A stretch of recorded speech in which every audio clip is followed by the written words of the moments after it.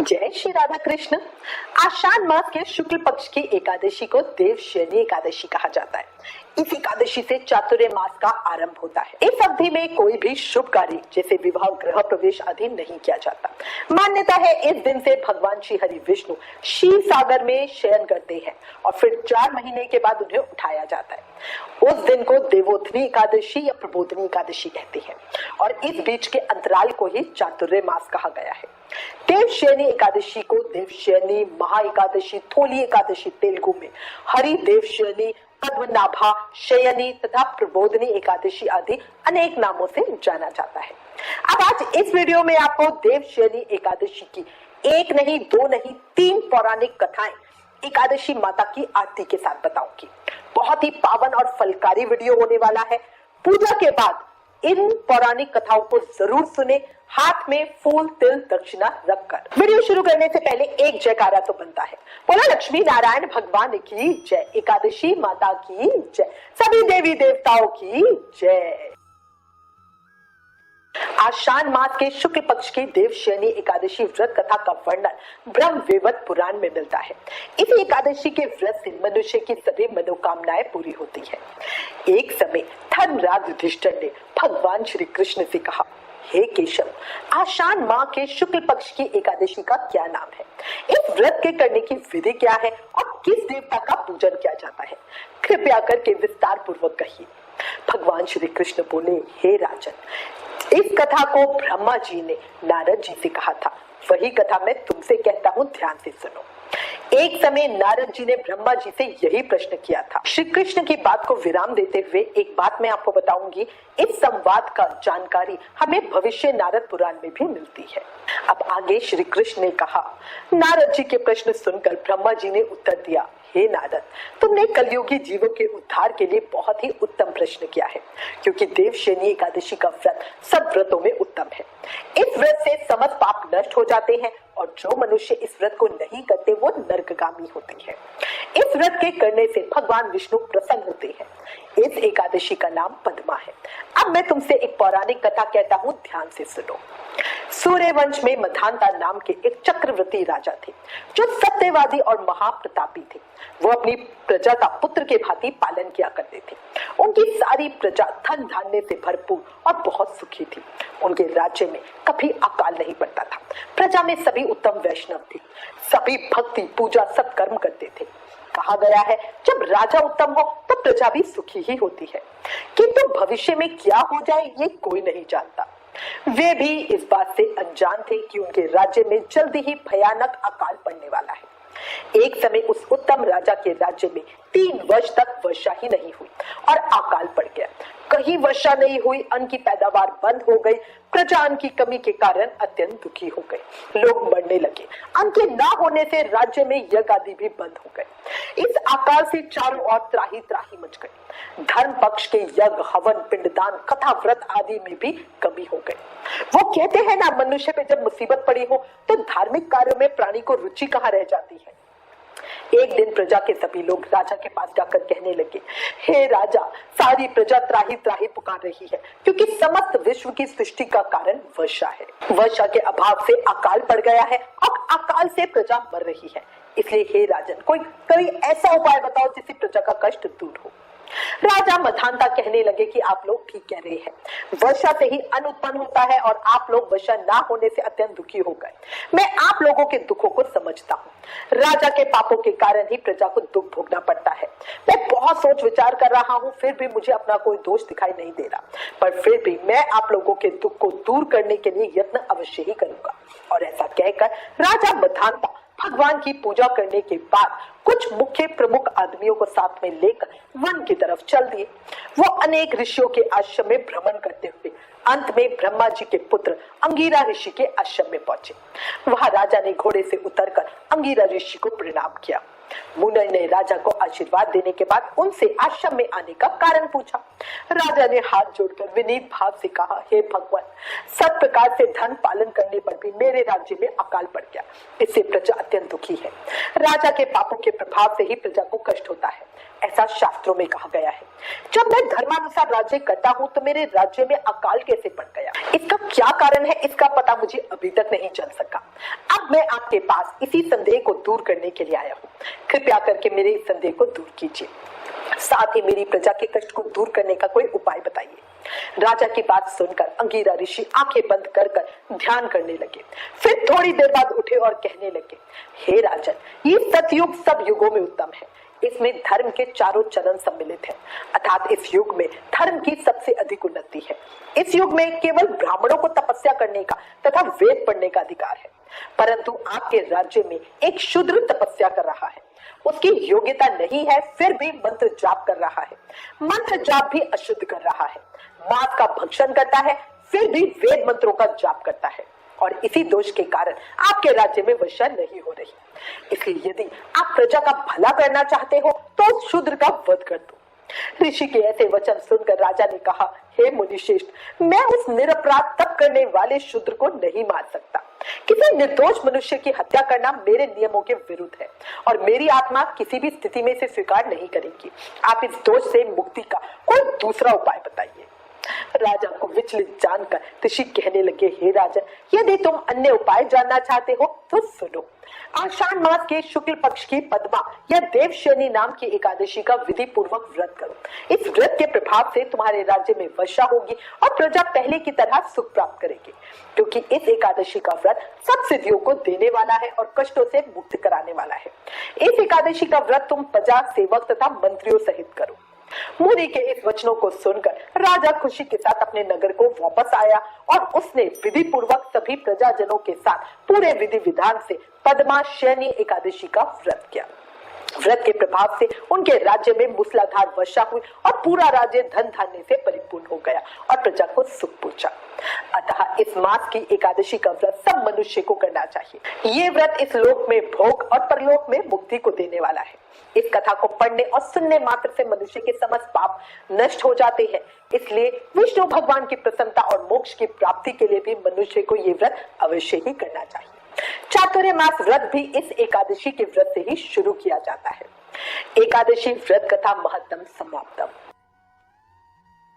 शिव महापुराण के अनुसार दैत्यों के राजा दंभ विष्णु भक्त थे।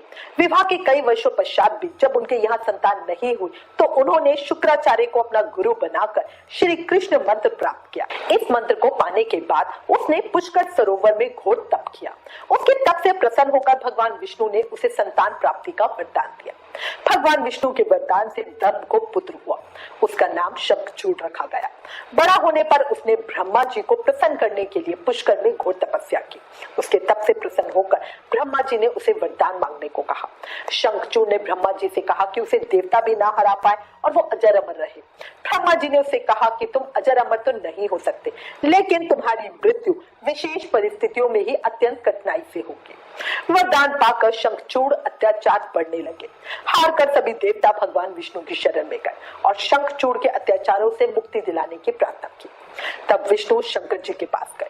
भगवान विष्णु की सहायता से भगवान शंकर ने शंखचूड़ का वध किया। जिस दिन शंखचूड़ का वध हुआ उस दिन आषाढ़ मास की एकादशी थी। शंखचूड़ की मृत्यु के बाद भगवान विष्णु शयन करने के लिए क्षीर सागर चले गए। भगवान विष्णु के शयन के लिए जाने के कारण इसे हरिशयनी एकादशी और देवशयनी एकादशी कहा गया। भगवान विष्णु के शयन के लिए जाने के कारण सृष्टि के पालन का कार्य भगवान शंकर ने अपने ऊपर ले लिया। देवशयनी एकादशी के बाद सावन का महीना शुरू हो जाता है, जिसमें शिव पूजा का विधान है। यही समय चातुर्य मास का भी होता है, जिसमें साधु सन्यासी एक स्थान पर ही रहते हैं। ऐसी पौराणिक मान्यता है कि चातुर्य मास के दौरान समस्त तीर्थ ब्रज में आ जाते हैं, इसलिए इस समय ब्रज की यात्रा करना बड़ा ही पुण्य और फलदायी हो जाता है। हरिशनि एकादशी के संबंध में एक कथा और है, राजा बलि से जुड़ी। जब वामन अवतार विष्णु जी को अपना सर्वस्व दान कर दिया था तो भगवान ने उसे पाताल लोक में रहने को कहा और वरदान मांगने के लिए कहा। तब राजा बलि ने उनसे अपने यहाँ निवास करने के लिए प्रार्थना की। भगवान ने बलि से कहा कि वो सदा के लिए तो नहीं, लेकिन प्रतिवर्ष कुछ समय यानी चातुर्मास का जो समय है वो उसके पास पाताल में निवास करेंगे। तब से भगवान विष्णु राजा बलि को दिए गए वचन का पालन करने के लिए प्रतिवर्ष चातुर्मास में पाताल लोक में शयन करने के लिए जाते हैं। ब्रह्म वैवर्त पुराण में देवशयनी एकादशी के विशेष महत्व का वर्णन किया गया है। इस व्रत से प्राणी की समस्त मनोकामनाएं पूर्ण होती है। यदि व्रती चातुर्मास का पालन विधि पूर्वक करे तो उसे महाफल प्राप्त होता है। देवशयनी एकादशी व्रत कथा महत्व समाप्त। माँ लक्ष्मी और भगवान विष्णु के श्री चरणों में आपके मंगल की कामना करती हूँ। हे दीनानाथ, इस कहानी को कहते सुनते हुकारा भरते सब पर अपनी कृपा बनाए रखना, हमें भक्ति का वरदान देना, जीवन से दुख दर्द परेशानियों का अंत करना और हमें सत्मार्ग पर चलाना।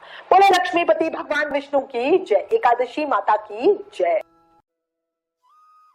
ओम जय एकादशी माता, भैया जय एकादशी माता। विष्णु पूजा व्रत को धारण कर, विष्णु पूजा व्रत को धारण कर, शक्ति मुक्ति पाता। ओम जय एकादशी माता, तेरे नाम गिनाऊं देवी, भक्ति प्रदान करनी मैया, भक्ति प्रदान करनी।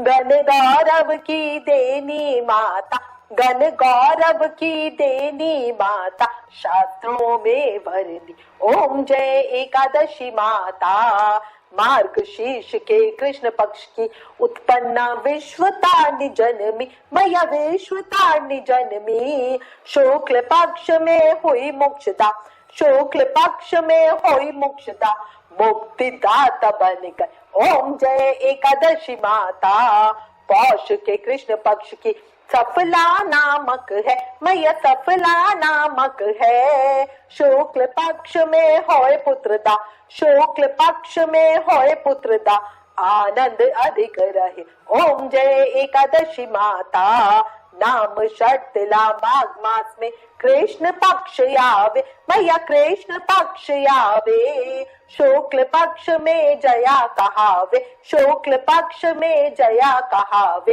विजय सदा पावे। ओम जय एकादशी माता, विद्या फागुन कृष्ण पक्ष में शुक्ला आमल की मैया, शुक्ला आमल की।